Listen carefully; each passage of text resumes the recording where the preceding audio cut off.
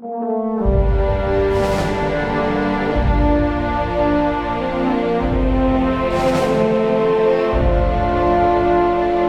story of Tup Holmes is an Atlanta man who believed that all of our city's assets, and more particularly our golf courses, should be open to everyone, regardless of their race, their background, their gender. Made a stand and said that I want to be an example for what it means to fight for the rights of others. I would say he was one of the greatest black role models. The way he conducted himself, the way he carried himself, he just had all the qualities that any black man would want to be. My father was very aggressive in pushing for his rights. He did not like the notion that he could not do something. Not only did he insist on having equal opportunities of African Americans for golf, but he also didn't have any problem with going down to City Hall raising hell about a whole bunch of other issues. You have to think about the time that he lived in and the different things that he had to go through. He wanted to be able to play golf on public golf courses or use other public accommodations and just didn't have the opportunity because of the way the world was at that time. He did not like being in a box. And so he would always find a way so that he could do what he wanted to do. First thing, I think he made it known to people that you don't have to be a wealthy person in order to play golf, because we had always taken golf to be a gentleman's game. And the more you read about it, it was for the wealthy. And for the wealthy at that point, with the facilities being restrictive, meant Caucasians. So I think he let people know that this is something that you can enjoy. But you know, back in those days, African American golfers played on what was known as the Chitlin circuit.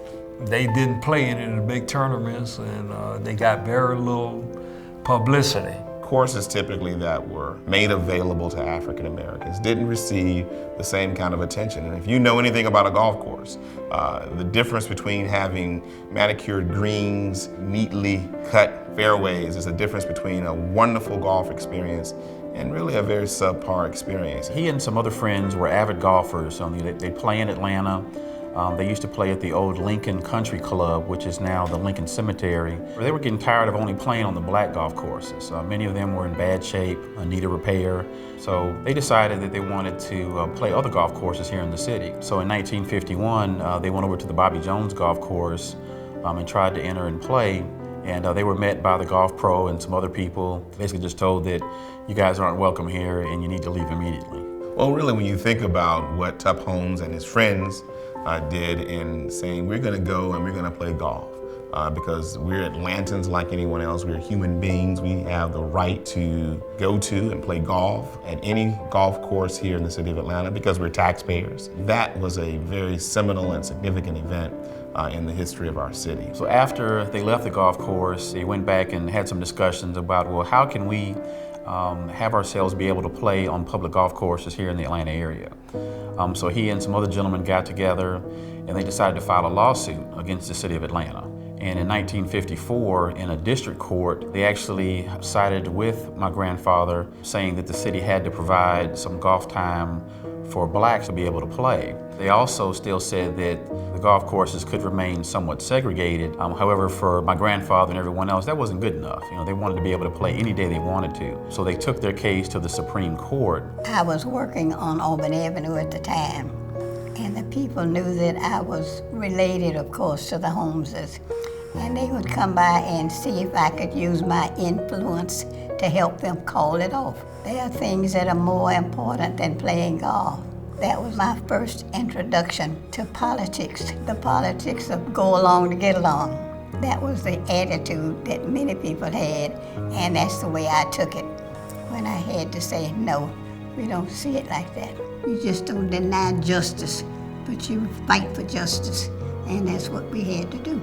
And then in 1955, and I guess it's November 7th, I believe, in 1955, they actually won their court case, and the city of Atlanta golf courses were desegregated at that time.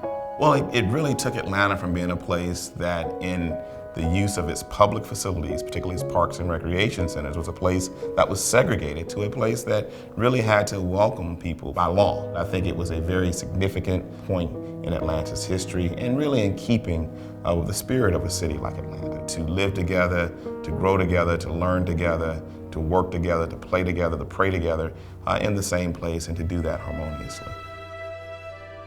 There is a golf course that's named for Tup Holmes. Actually was called the Adams Park Golf Course. That was his favorite golf course. I think he probably played out there several times a week, all year.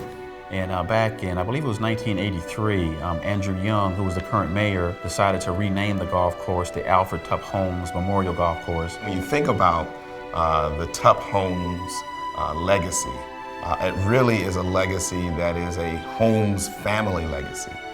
When you think about his son, Hamilton Holmes, who became Dr. Holmes, who was one of the first students to integrate the University of Georgia, I think his legacy has had not only an impact on his family, but on young kids like me. He was not interested so much in golf for himself, but for young folks. He wanted other people to be able to do things. Tup Holmes was my inspiration, my leader, an excellent golfer, and an excellent person. If I had an opportunity to speak to Tup Holmes, the one thing I would say to him and nothing more is thank you. We praise you, we give this to you.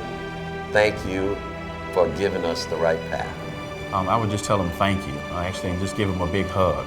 You know, many efforts are finally being rewarded. Well done, good and faithful servant.